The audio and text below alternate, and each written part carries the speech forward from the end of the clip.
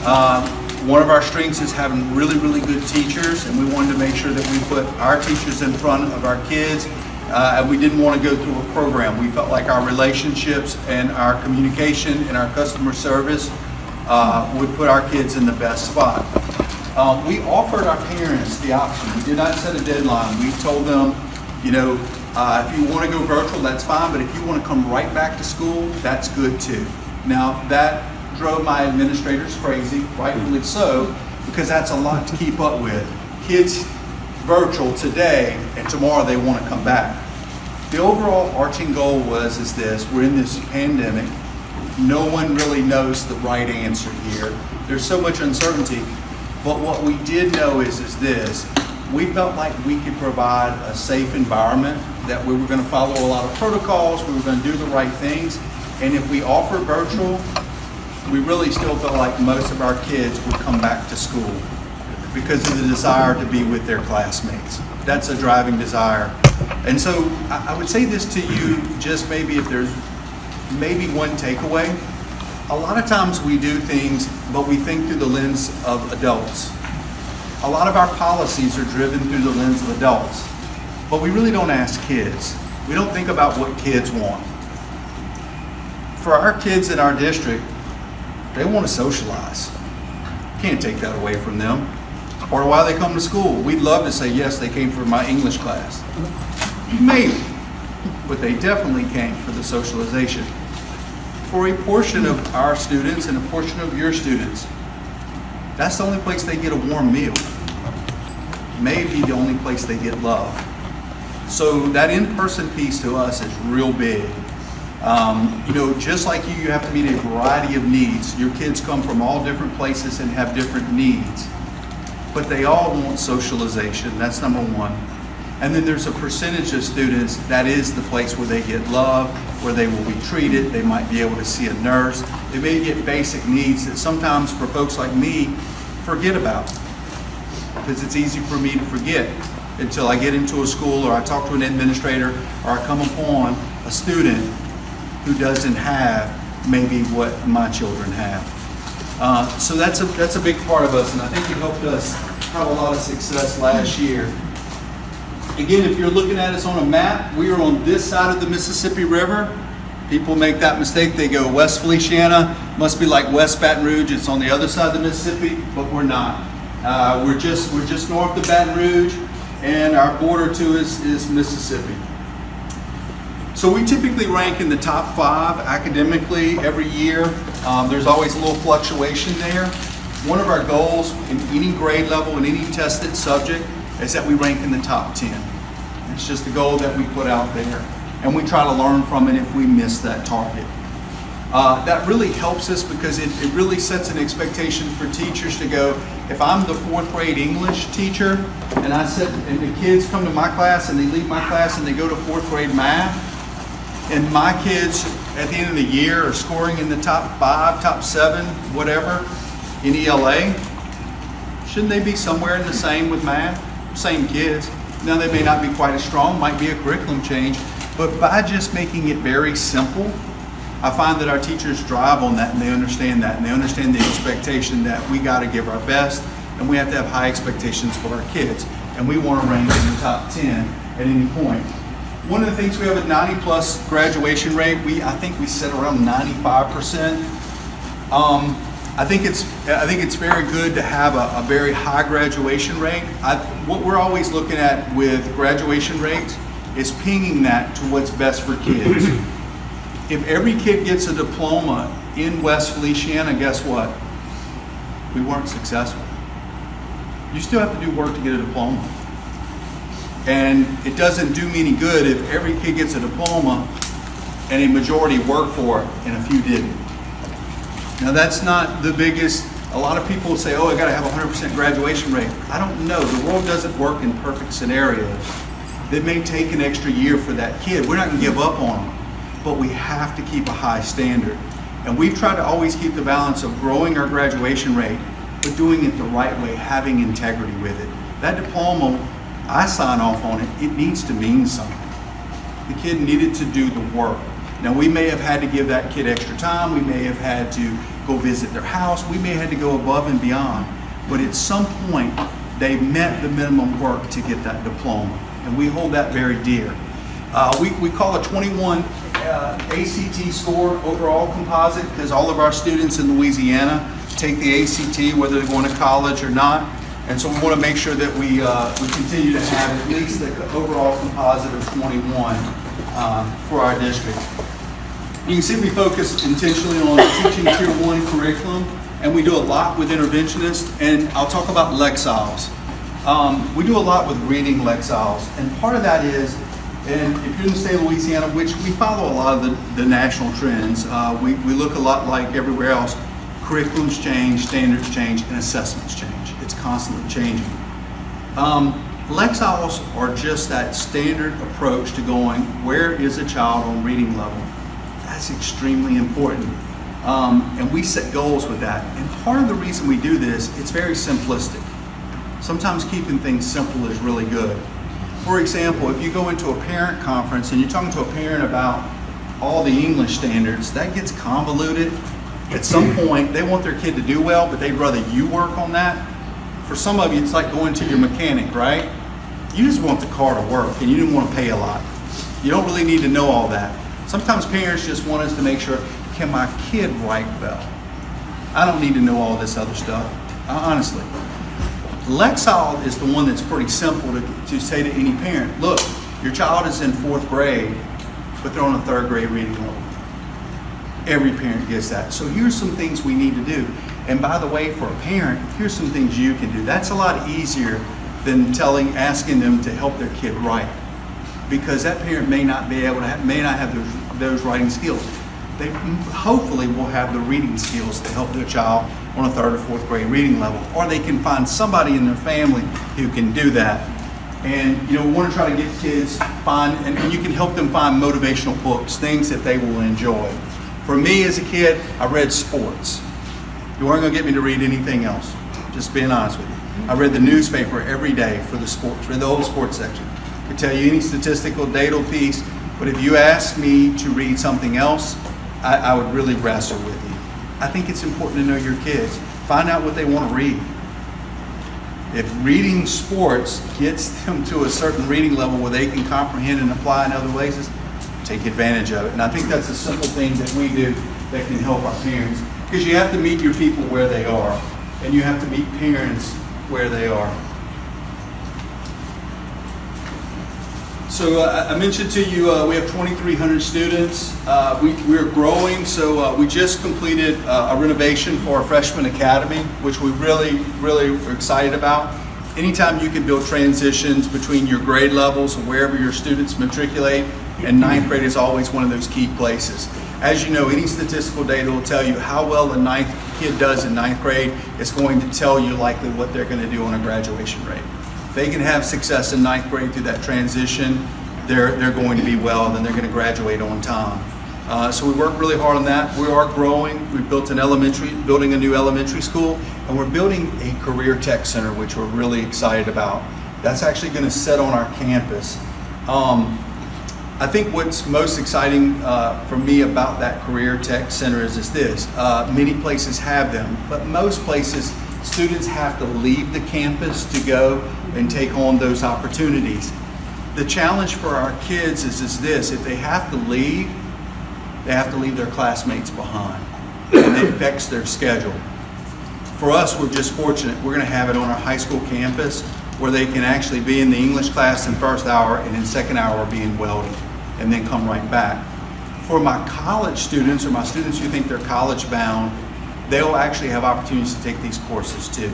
And as you know, many kids in high school still don't know exactly where they're going to go. I think it's excellent that we can provide a well-rounded opportunity that for a kid who's thinking they're going to college would love to go out there and try welding and have a rigorous course to learn how to weld.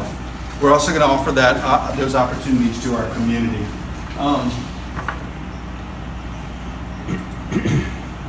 So what makes us special? Our size. We're a small ship. That helps us navigate. I know I was talking to Calcasieu, and a large ship is very hard to turn, and you have to have certain things that you adjust to. a lot of our things are still so much in common, but we also know that we have some differences. It's great to know that you have differences in districts. Hansville Parish is the same way. We all have a little different, we have different strengths and we have different weaknesses. That's very good to know because folks compare folks, right? But a lot of times they don't understand that how we implement things, how we do things is so differently as they should be because our communities have different needs and we have different sizes. How you change a big ship and move is harder in a sense for us. We're more agile. We can move a little different ways. But there are things that you can leverage as well. Your size gives you more capacity, more knowledge, more experts in the field, where a lot of my folks wear so many different hats. Those are all things that everybody has to deal with. And I'll say that while I'm on that point, I have several of my folks here right now. And Misty Cook, who's my Chief Financial Officer, she's the lady with the purse. So I mentioned this to one of my groups. Chris Rock says, money is the lotion of life. She keeps the lotion. But she says she has none right now, so that's what she's saying. We'll see.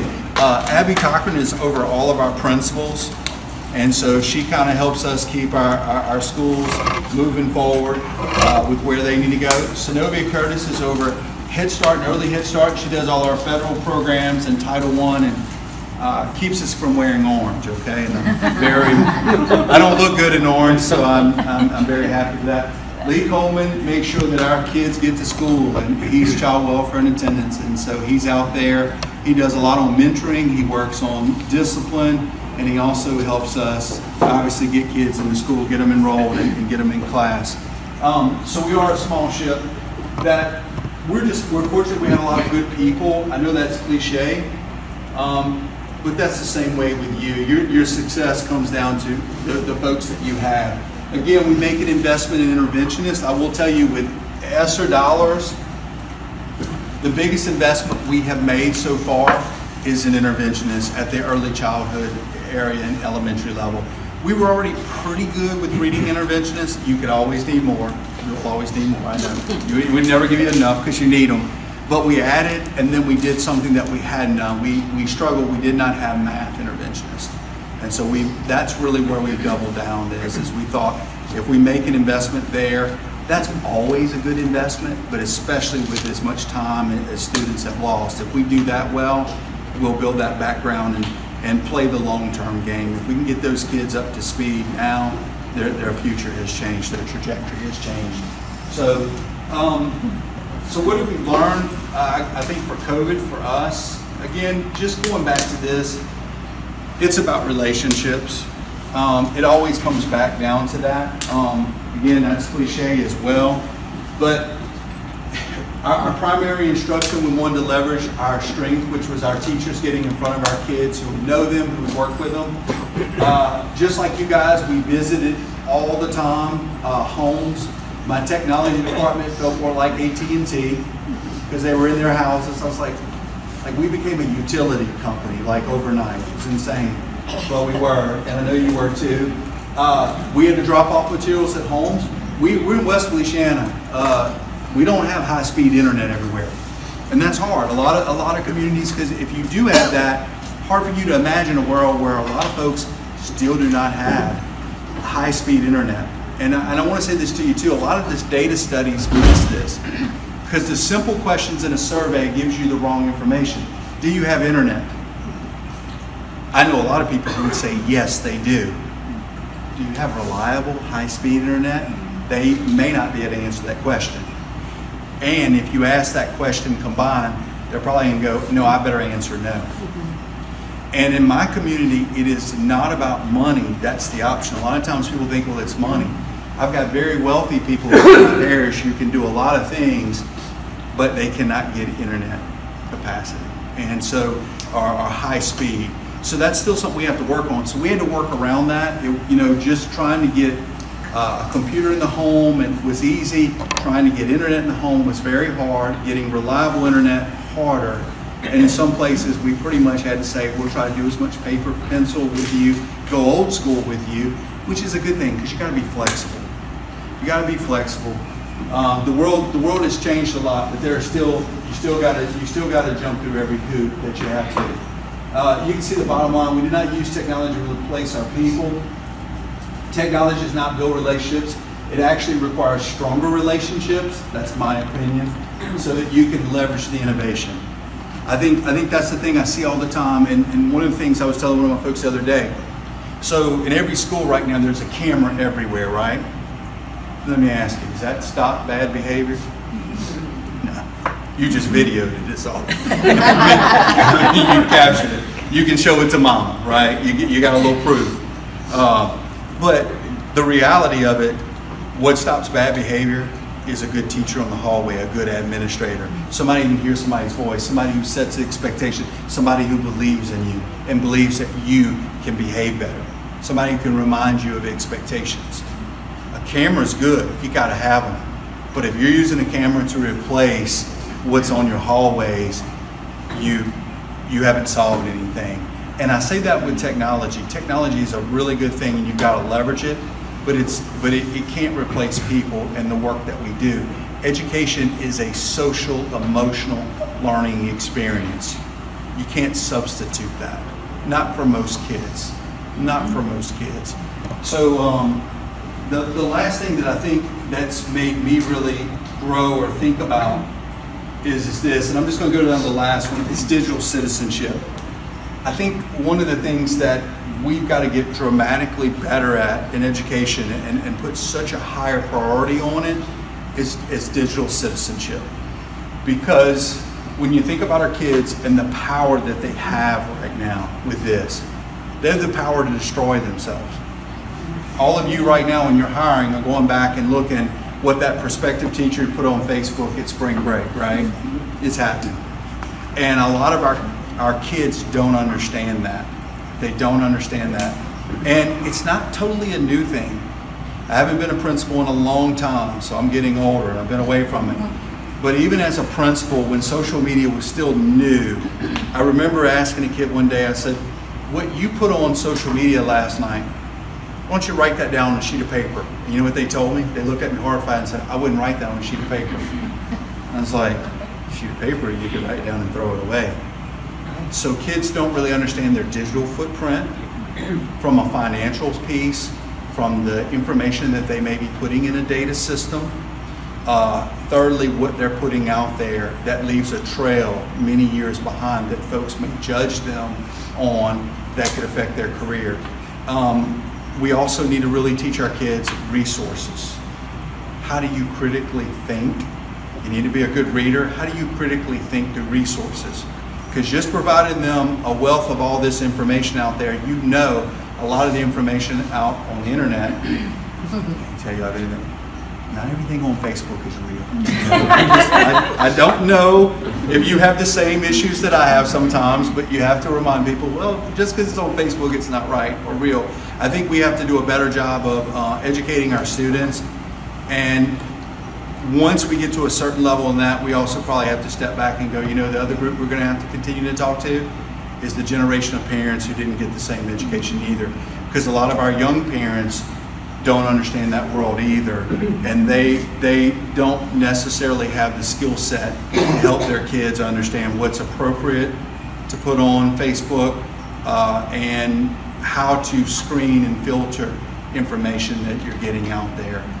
Digital citizenship to me is going to be as important as reading, writing, and arithmetic at this point, because we live in a world where you're not going to block this. This technology only grows, it only becomes more intense, and I think we've got to step back and try to figure out how we focus on that. And at the same time, when we say we're going to do that, we got to be real careful, because if I say that to one of my poor teachers right now, she's going to go, my plate is full. You're asking me to do what? And so what we've got to say is, well, if you only have so much time in the day, which is true, and you only have so many things you can do, this is so important. What can we give up? What can we change? Or can we infuse some of this digital citizenship, which you see a lot of the lessons will do that now. How do we incorporate that and really actually teach English, math through a lens of digital citizenship? Because if I can look through it through a lens that I'm going to write and do some research, but I'm going to look at it through a lens of finding what are the right resources, how do I identify those, then I'm actually killing two birds with one stone. But that takes time, and it takes effort, and it takes a paradigm shift for us to help our teachers understand. So I will pause at this point. Looks like they're almost finished. Hope I didn't bore you. You got any questions for me? The dashboard for the swiveled video lessons. What's your dashboard? Somebody help me. Do y'all know? I don't know, honestly. Was it stored? Was it on course? I'm assuming. I would imagine our On learning, course, our student management system is on course. Yeah. And we had a tracking software. I don't remember it, but I mean, immediately we knew we needed something to be able for our teachers to be able to see what our kids were doing while we were teaching them. This Minecraft or whatever else fun they were having. Swivel has its own cloud, so as you move it, and it will automatically upload to its own cloud, and then the teachers can go and view their videos and or edit them, and then upload those to OnCourse or what Google Classroom or whichever platform that they use. Dyno. We use Dyno. Dyna, yeah. You may be familiar with Elon Musk's Starlink. So is that the satellite system that he's putting out? Reliable internet. I think it's $99 a month. He's going to send a satellite dish and a modem, and a home for $99 a month can have very reliable internet access. As long as that satellite dish can point toward the sky, they got very reliable internet access. That'll be so nice. A We game have a district changer. in Texas, Interventionist INC, which is out in West Texas. The oil field's very remote, very rural, and they actually did, I guess, the pilot for Starlink this past year, and they funded the homes and put those in as district costs to those homes that were so rural that they couldn't get. They had some really great results. So I think that's a bright future for us. Starlink. It's one word. Yeah. We're rural in our topography. If you've ever been to West Feliciana, we don't look like most of Louisiana. Most of Louisiana is pretty flat. We guys have have hills. We have this huge elevation. It's very costly for us to put in any kind of fiber. We actually have some federal dollars to do that, but it's going to take a very long time. That satellite piece is probably our best answer, and I'm glad that he's getting involved in that. There are other satellite companies out there, I won't mention their names, but many of them promise things and they don't deliver. I'm hoping that what he's doing will, truly solve that gap, because that's the only way we get to another level in a parish like we are in a reasonable amount of time, is to have somebody like that enter the market and do it in a better place. So hopefully that'll get there. How's the live lessons with teams going when they're absent? Trying to answer that. So My child did it some. She was Mine have quarantined. done it. They like it. Yeah. They seem to, It I works. don't think there's a lot of technical difficulty as far as I know from a consumer side. I have two kids And I'll be in the honest, we system. really have not been dealing with it much this year. I mean, Yeah. the beginning of the year was very interesting. We dealt with a lot of cases and quarantines in middle and high school last year, and then this year it was almost switched. It was elementary school, that it was just going like, because it spread so quickly. But since Christmas, we have, I think when we first came back right after New Year's, we hit this huge thing and then we plateaued. Yeah, and so- then we're not going well. We have very few but cases but right when now. we have used it, it's Yeah, worked. yeah. That's a lot of coordination. You have to have an administrator on site who's dealing with the headaches of that too, to keep up with those kids and keep up with the teachers and make sure connectivity's there. Probably somebody you either delegate or you deal with it, but somebody on site's got to take some ownership of that, and as long as they're working hard to do that, it seems to But solve it those goes back problems. to what you said too, Mr. Milton, with technology, you almost have to have better relationships, so it was a lot of that as well. A lot of contacting parents, making sure the kids are on and logging in and knowing what's going on. But overall, Yeah, like one time we were piloting teaching live in the summer before we started school in 2020. I was one of the teachers that piloted, and I'm on a Zoom, and the kid was having trouble logging in, and all of a sudden Mr. Aller pops up on the video. He was at the child's house. Yeah, it takes a village. It took a village, Yeah. to get all those kinks worked out. Yes, it did. And we didn't have as many quarantine this year, so if the teacher didn't have a student out, they didn't even open a Zoom, so, but there was one time Christine got ready to log in, her teacher tried to open a Zoom, so you emailed real quick, hey, I need to Zoom in, oops, done. I mean, And a lot of those things, you're troubleshooting what is truly maybe an internet connectivity issue, but also an operator issue. A lot of parents, and I say this very respectfully, a lot of children now are raised by grandparents. And this is still not their world. The world that we live in every day is not their world. And so you've got to have somebody go in there and go, wait a minute, this is even something, look, I am not your technology expert, but there are certain things I can help a family with because they are very limited in what they know and how to operate. And if you have a teenage kid, they're pretty savvy at figuring out how it might not work, except for Minecraft. Let's thank Superintendent Hollis. Milton, thank you very much.